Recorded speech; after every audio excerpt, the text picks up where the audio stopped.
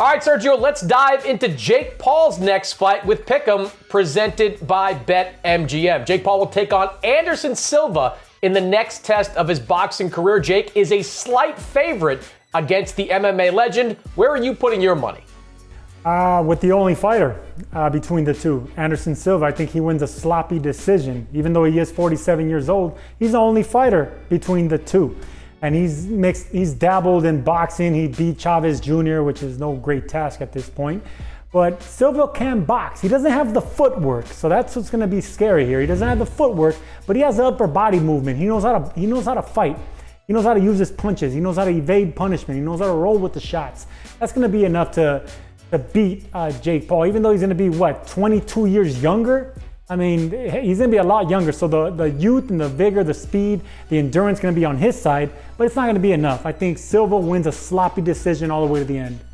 Yeah, I'm going with Jake Paul because I think Jake Paul continues to get better as a fighter. I spent some time in his camp down in Puerto Rico recently, Sergio, and say what you want about Jake Paul and his motives, but he takes this sport seriously. He's got a lot of good people around him helping him train. He's sparring with a lot of good people, including Chad Dawson, the former 175-pound champion, before this fight. So he is getting better and better with every single training camp. And I think you'll see a more diverse Jake Paul that's a little bit better defensively going into this fight because he brought some defensive coaches into his orbit for this fight. Anderson Silva is somewhat impressive as a boxer. I'm actually intrigued by what he's been able to do, specifically with the win over Julio Cesar Chavez Jr.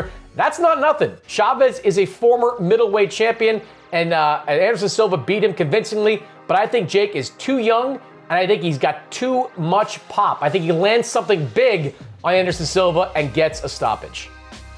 A stoppage? Whoa. Yeah, no, I don't think, if he lands something big, of course he's going to stop a 47-year-old man, but I don't think he lands anything cleanly. That's how good Silva is still, at evading the strong punches. I think he gets hit, but I don't think he gets hit with something big, like a knockout shot. That's why I think he crosses the finish line. He'll win a close decision because he's the only fighter in it. He knows how to throw the punches. He knows how to keep the technique. And between the two, he's the only one that knows how to take a punch.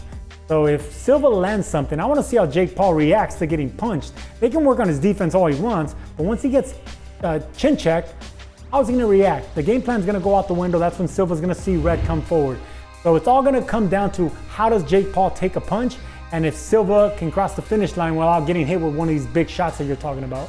All right, but Anderson Silva, even though he is a legendary fighter, he is still a novice boxer. He's got just as much boxing experience as Jake Paul does. As you mentioned, Jake's got an incredible youth advantage going into this fight. If I'm worried about anything, it's that Jake usually fuels himself off some vitriol with his opponent.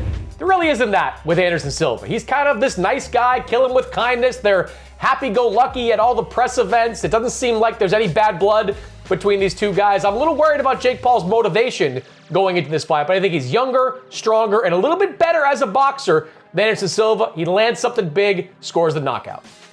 Vitriol fuel. Got it.